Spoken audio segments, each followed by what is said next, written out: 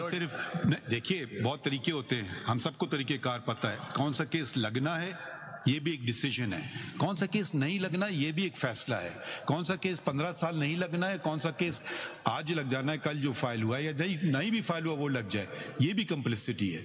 कौन सा केस किस बेंच के पास लगना ये भी कम्प्लिसिटी। ये सारी चीजें किसने खत्म की हैं? ये मैं सॉरी टू से, मैं बिल्कुल इससे नहीं करता हूं कि आज के बाद खत्म हो जाए। ये खत्म हो चुका है जिस दिन मैंने ओथ लिया था। अब मुझे कहना पड़ रहा है, अपनी मैं बात नहीं करना चाह रहा था, करके दिखाया है ना कि बेंचेस आप बता दें, कोई आप बता दें एक पैटर्न आपको बेंचेस मिल रहा है कि ये 3 जजेस हैं या 4 जजेस हैं, ये केस क्यों लगा? जितने अवेलेबल जजेस उनके सामने लग गया। सिंपल सी बात है, हमने आपको पहले दिन बता दिया ये लोग अवेलेबल थे।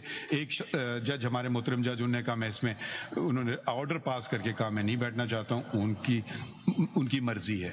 हमारे साथ तो क्या हुआ है कि हमें बेंच से निकाला गया है जुडिशियल ऑर्डर के तहत। कहीं दुनिया की तारीख में नहीं हुआ है जो सुप्रीम कोर्ट ने करके दिखाया है कि एक फेलो जज को कहा you can not here this जज दीज केसेस। अब मैं इसलिए बातें नहीं करना चाह रहा हूं क्योंकि ये सारी बातें मेरी अपनी बात आ जाएगी, मगर मैं ये किसके लिए कर रहा था? अपनी जात के लिए कर रहा था। तो आप बोले हाँ जी अपनी जात के लिए कर रहे हैं। आपके ख्याल में मैं बहुत सारी चीजें नहीं कर सकता हूं, इसीलिए आप पे छोड़ दिया था माय लॉर्ड। जैसे अतर मिनल्ला साहब ने वो जो कमीशन का जिक्र किया धरना वाला, मैं खुद क्या नहीं कर सकता था? आपके ख्याल में आपको, हमें दुनिया को नहीं पता था पाकिस्तान को चला कौन रहा था उस वक्त, मगर आप लोगों ने उनको बचाना था या नहीं बचाना था। मैं खुद ये काम नहीं कर सकता था कि मुझे कमीशन, कमेटी कमीशन के पास भेजना चाहिए। इसलिए नहीं किया कि कोई मेरी जात पे ना उंगली उठाए, क्योंकि देखिए मैंने लिख करके दिया था कि general Faiz Hamid is behind it. Now I had disqualified myself, that's why I left it to the government, so I did not want to touch upon it. My wife had to go to a police station, said the same thing in writing in a statement. That's why we disassociated itself कि हम पे कोई उंगली नहीं है। मगर आप कहें रिकॉर्ड का हिस्सा नहीं है, इस सुप्रीम कोर्ट के रिकॉर्ड का हिस्सा है, उन पे मैं कभी नहीं बात करूंगा। अगर आप इतराज करेंगे तो मैं बिल्कुल ही मतलब उन पे मैं नहीं कहूंगा। अगर हमने आप पे छोड़ दिया सरकार पे, अगर सरकार अब लेजिस्लेशन भी नहीं कर पा रही है क्या तो अब समझ नहीं आ रही क्या बात हो रही है। आपको क्या मसले हैं? लेजिस्लेशन आप क्यों नहीं कर पा रहे? सजेशन इनके पढ़ लेने, क्या सजेस्ट किया? एक लेजिस्लेशन कर ले, मगर अदर साहब की एक मौकिफ है कि लेजिस्लेशन की जरूरत नहीं है, मगर चलें शायद ना भी जरूरत हो, मगर जब लोग पटरी से हट जाते हैं तब लेजिस्लेशन की जरूरत होती है ना। अगर आप जजेस सही काम कर रहे हैं तो आप कह रहे हैं कोड ऑफ कंडक्ट की भी जरूरत नहीं है। क्या जरूरत है? आपको पता है कि आपको ईमानदारी से काम करना चाहिए, कोड ऑफ कंडक्ट लिखने की क्या जरूरत है? मगर लिखा इसलिए जाता है कि लोग उस पर पाबंद रहें, कोई लिखने की कोई जरूरत नहीं है।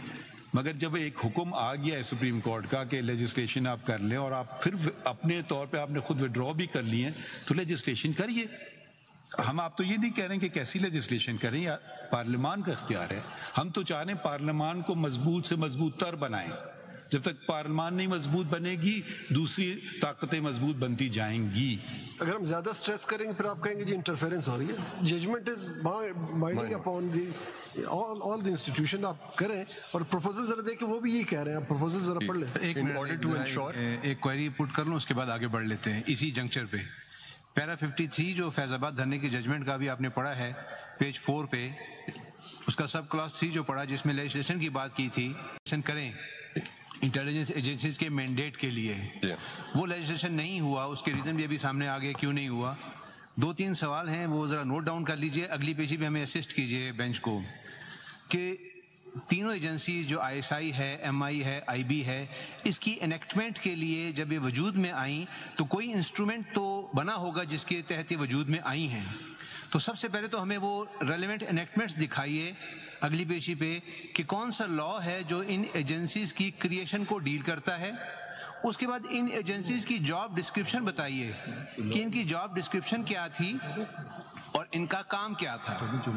और तीसरी बात, with reference to the relevant enactment, ये बताइए कि अगर किसी इंटेलिजेंस एजेंसी का कोई ऑफिसर बियॉन्ड अथॉरिटी एक्सरसाइज करता है जुरिसडिक्शन, या किसी भी अदारे को अप्रोच करता है on the pretext of national interest और एनी अदर प्रिटेक्स्ट, तो क्या एनेक्टमेंट के अंदर कोई अकाउंटेबिलिटी का मैकेनिज्म है उस अफसर के खिलाफ? ये पॉइंट भी यहाँ रखें सामने। एक मैं ऐड कर दूं इसमें, ये भी देखना कि क्या वो शख्स जो आता है वो उस इदारे का एक प्लान है, प्रोग्राम है, या उसका इंडिविजुअल का है, ये भी तो देखना है ना। ये जरा अटॉर्नी जनरल इससे रिलेटेड आप ये बताइए, आपने लास्ट हियरिंग में कहा था कि 2016 और 2017 में पॉलिटिकल इंजीनियरिंग हो रही थी।